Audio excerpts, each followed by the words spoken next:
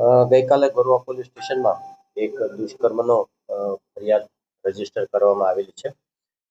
સમગ્ર બનાવ એવો છે કે ભોગ બનનાર જે છે એ સેવાસી રહે છે અને વર્ક ફ્રોમ હોમ કરે છે. નર્સિંગનું ભણેલા છે અને વડુ ખાતે કોઈ હોસ્પિટલમાં ત્યાં કાર્યરત છે. એમના એક મિત્રને એવી વાત કરેલી કે ભાઈ મને વડુ અહીંથી દૂર પડે છે, તો નજીકમાં ક્યાંય નોકરી મળતી હોય તો એ અનુસંધાને એમને એપ્રોચ કરવા માટે ઇન્સિસ્ટ કરેલા હતા. એમના કોમન ફ્રેન્ડ જે હતા તો એમને આ જે આરોપી જે છે એમને પરિચય કરાવેલો અને આરોપીએ એમની ઓફિસમાં આ ભોગ બનનાર જે છે એમને કામ પર રાખેલા હતા. માસિક વેતન આપી અને એ ત્યાં કામ કરતા હતા અને કામ દરમિયાન માર્ચના બીજા અઠવાડિયાથી લઈ જુલાઈના પ્રથમ વીક સુધીમાં આરોપીએ આ ભોગ બનનારની સાથે અવારનવાર દુષ્કર્મ કરેલું છે અને જે 377 જૂના ગુના પ્રમાણે પણ હરકતો કરેલી છે.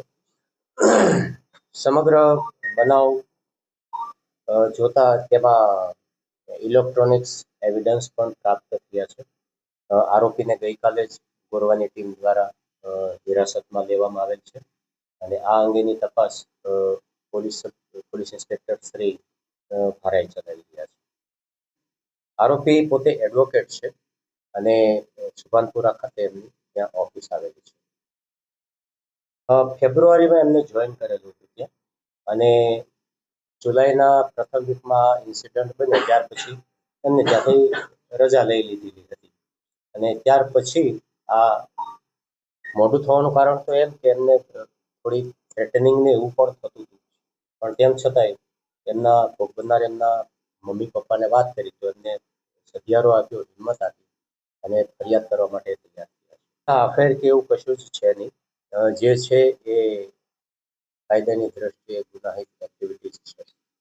હા, જે એમનો કોમન ફ્રેન્ડ જે છે એ આ ઓફિસમાં એમને નોકરી અપાવવા માટે જેમને ભલામણ કરેલી હતી એ ભાઈને આ આરોપીએ આ ભોગ બનનારના ફોટોગ્રાફ્સ અને એક ક્લિપ એમને પાસ ઓન કરેલી હતી મોબાઈલમાં. અને એ જે કોમન ફ્રેન્ડ હતો એ એક સારા વ્યવહારથી એ ભોગ બનનારને આ જણાવે છે કે આવું કંઈક થોડું પ્રકરણ ચાલી રહ્યું છે. એટલે એ અનુસંધાને એમને જે ગલત એક્ટિવિટી જે કરેલી છે એ પણ એમને શેર કરેલી છે.